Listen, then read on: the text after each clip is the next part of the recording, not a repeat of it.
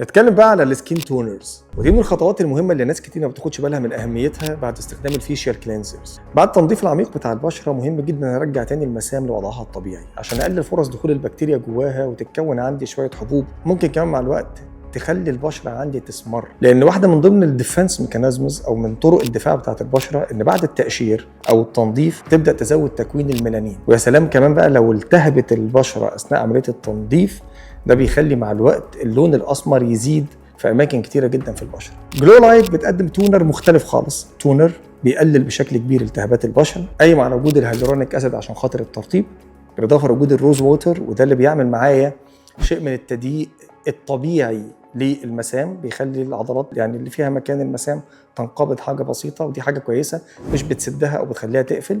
بالاضافه طبعا لوجود الالوفيرا ووجود البانثينول، والاثنين دول مع بعض بيقللوا الالتهابات اللي ممكن تكون حصلت في البشره اثناء عمليه التنظيف او التقشير الخفيف ساعه ما استخدمنا الفيشيال كلينزر.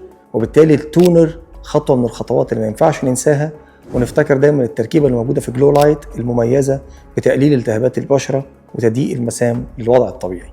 نفتكر دايما ان صحتك اهم.